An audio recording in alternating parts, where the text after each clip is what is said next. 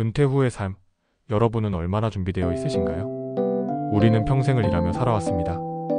자녀를 키우고 가족을 돌보고 직장에서든 사업장에서든 책임을 다하며 바쁘게 살아왔죠. 그리고 마침내 은퇴라는 결승점을 통과했습니다. 하지만 그 이후의 삶은 우리가 상상했던 것처럼 평온하지 않습니다. 어느 날 68세 김정숙 씨라는 은퇴 여성분이 이런 이야기를 들려주셨어요. 선생님, 제가요, 젊었을 때부터 착실하게 저축도 하고 아이들 키우면서도 알뜰하게 살았다고 생각했거든요. 그런데 막상 은퇴하고 나니 통장에 돈은 있어도 마음이 더 불안하네요. 매달 나가는 고정 지출은 계속되고 연금만으로는 부족하고 그렇다고 모아둔 돈을 함부로 쓰자니 겁나고 앞으로 어떻게 살아야 할지 모르겠어요. 이 말 공감되시죠?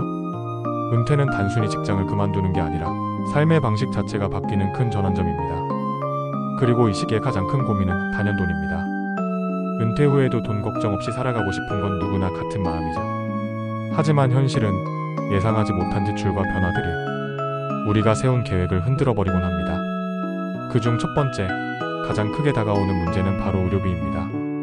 젊었을 땐 감기도 참고 넘기고 병원은 1년에 한두 번 가면 많은 거였지만 나이가 들면 사정이 다르죠. 정숙 씨도 얼마 전 허리 통증으로 병원에 입원했는데 MRI에 입원에 재활치료까지 이어지면서 수백만 원이 훌쩍 넘는 병원비가 나왔다고 합니다. 국민건강보험이 있다고 해도 비급여 항목, 간병비, 식대, 병원 주차비까지 빠져나가는 돈은 결코 적지 않습니다. 그래서 의료비는 단순히 보험 하나 가입했다고 끝나는 게 아닙니다. 현재 건강 상태에 맞는 보장 범위를 점검하고 실손보험이 있다면 갱신 조건과 자기 부담률도 꼭 따져보셔야 합니다. 그리고 무엇보다 중요한 건 규칙적인 운동과 식습관으로 병원 관리를 줄이는 것. 이보다 더 확실한 절약은 없습니다. 하지만 의료비만큼이나 시니어들의 발목을 잡는 문제가 또 있죠. 바로 자녀 지원입니다. 정숙 씨는 이렇게 말했습니다. 작은 아들이 아직 자리도 못 잡고 결혼도 못 했는데 그냥 모른 척 할 수 없잖아요. 전세 자금 좀 도와줬는데 그게 맞는 선택인지 모르겠어요. 이런 고민 정말 많습니다. 자녀가 힘들어하는데 외면하기는 어렵고 도움을 주면 자꾸 반복되고 결국 부모의 노후 자금까지 줄어드는 경우도 많습니다. 자녀에게 경제적으로 도움을 주는 것이 무조건 나쁜 건 아니지만 그게 부모의 생활 기반을 무너뜨릴 정도라면 장기적으로 누구에게도 도움이 되지 않습니다. 그래서 원칙이 필요합니다. 할 수 있는 만큼만 한 번에 그치기. 그리고 가능한 한 자녀 스스로의 경제적 독립을 유도해야 합니다. 또 하나의 걱정은 돈은 있는데 어떻게 굴려야 할지 모르겠다는 겁니다. 이자는 너무 낮고 주식이나 펀드는 무섭고 그렇다고 가만히 있기엔 불안하고 이런 고민 많으시죠? 특히 요즘처럼 금리는 낮고 물가는 높을 때는 더 고민이 깊어집니다. 그런데 여기서 중요한 건 무리해서 투자했다가 손실을 보면 다시 회복하기 어렵다는 점입니다.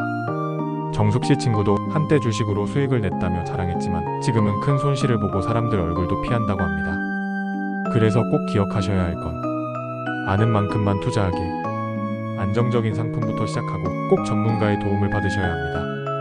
그리고 짧은 기간에 고수익을 보장한다는 말이 들리면 무조건 의심하셔야 합니다. 그건 거의 100% 사기입니다. 그런데 이렇게 조심해도 매달 나가는 고정 지출은 도무지 줄지가 않죠. 정숙 씨는 은퇴하면 돈 쓸 일 줄어드는 줄 알았는데 오히려 빠듯해요 라고 말했습니다.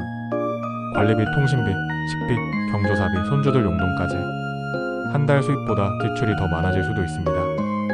은퇴 전에 소비 습관을 그대로 유지하면 소득이 줄어든 상황에서 재정 압박은 더 커질 수밖에 없습니다. 이럴 때는요, 휴대폰 요금제, 보험 중복 여부, 불필요한 정기 결제 같은 것들을 점검해보세요. 작은 절약이 큰 여유로 이어질 수 있습니다. 그리고 마지막으로 요즘 시니어분들을 노리는 보이스피싱과 금융사기가 정말 위험합니다. 검찰 사칭 전화, 자녀가 다쳤다며 송금 요청하는 문자, 은행을 사칭한 가짜 링크까지 수법은 날로 정교해지고 있습니다. 나는 그런 거에 안 속아 라고 생각하는 분일수록 오히려 더 조심하셔야 합니다. 사기꾼들은 사람의 불안을 자극합니다. 놀라게 하고 겁을 주고 시간을 안 주고 그 순간 판단력이 흐려지는 겁니다. 그래서 의심이 들면 반드시 주변 사람에게 물어보세요. 경찰이나 금융기관의 번호로 직접 확인해보세요. 혼자 판단하지 마세요. 그리고 또 하나, 많은 분들이 은근히 걱정하면서도 막상 준비하지 않는 것이 바로 상속과 증여입니다. 아직 건강한데 뭘 벌써부터? 라고 생각하시지만 준비하지 않으면 나중에 더 큰 문제가 될 수 있습니다.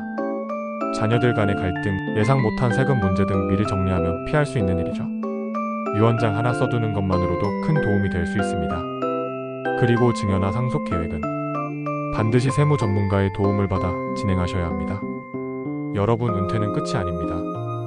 이제부터가 인생의 또 다른 챕터입니다. 김정숙 씨처럼 우리 모두가 비슷한 고민을 안고 있습니다. 중요한 건 혼자 끌어안고 고민하지 마시고 정보를 찾고 주변과 이야기하고 하나씩 정리해 나가야 한다는 겁니다.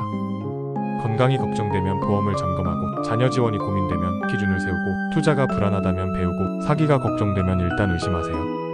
지금부터라도 늦지 않았습니다. 여러분의 노후는 여전히 설계할 수 있습니다. 오늘이 바로 그 첫걸음입니다. 이제 당신은 무엇부터 시작해 보시겠습니까?